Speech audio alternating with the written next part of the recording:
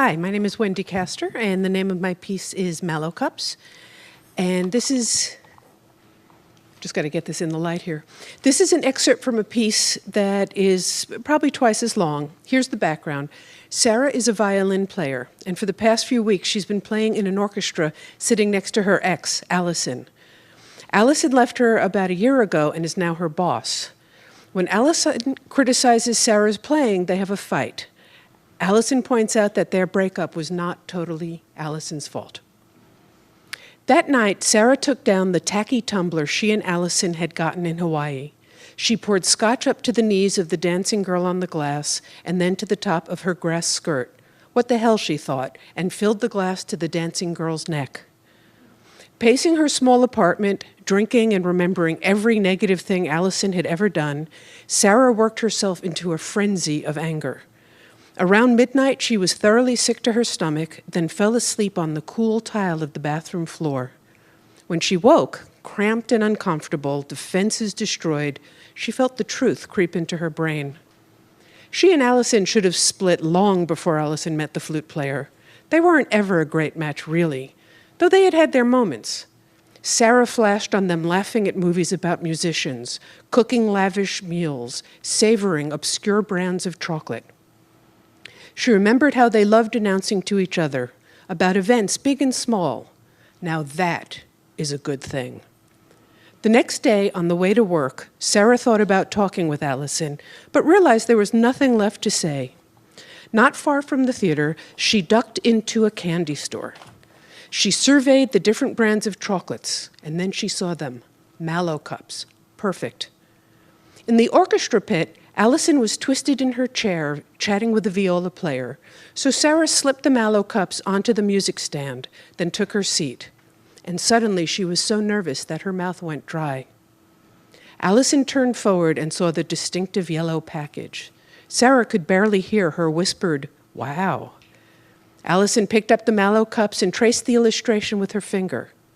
She made eye contact with Sarah for the first time since they had been working together and said, "Now that is a good thing."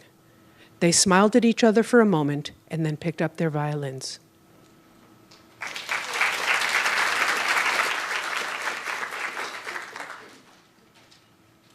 Hi, my name is Rachel, and my piece is called The End.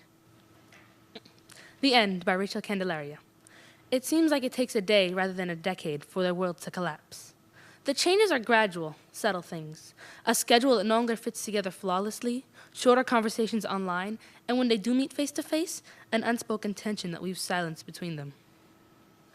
Terminal diseases do that to quiet moments, he's learned, spin the air into a smothering force. Both develop new nervous tics to cope. Vanessa brushes herself off continuously, as if the unnerving stress between them is simply a palpable grime, while Travis adjusts his glasses endlessly, as if just the perfect angle is blocking him from seeing happiness. It's either the glasses or the chemotherapy in his way, and he can only really control one.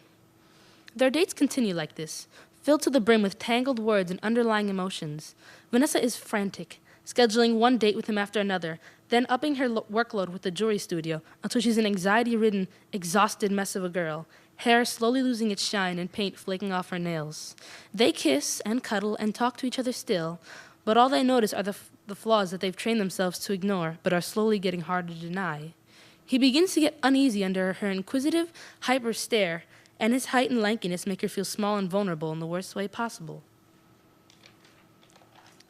Gradually, they begin to fall apart in very separate ways, each trying to retain a thin sheet of normalcy even as everything is disrupted. Vanessa feels part of her drowning, choking on something she refuses to acknowledge, and so she uses her designs as a life raft, plunging deeper and deeper into her work, further and further until she dreams of nothing but hot molten metals and the hard edges of countless precious gems.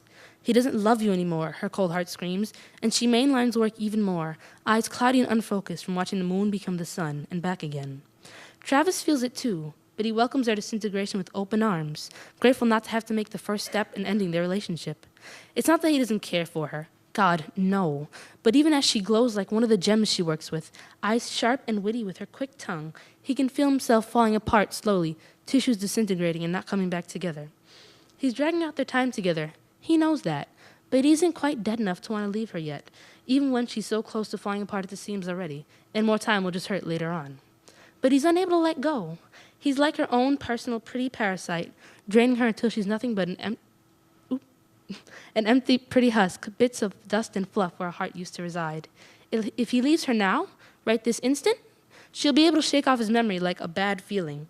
But every time he tries to set up the perfect moment to break it off, her face breaks through his resolve like a yank on a tissue paper, and he's back to square one. He tries to convince time to speed up, ferry him along as painlessly as possible for them both, leaving him no opportunity to make it even worse. He's trying, but it's not working. For now, all he can do is hope and pray that maybe, just maybe, with all the canceled dates and yawny, thorny silences, she'll get distracted and move on by herself. Not now, he's just not strong enough.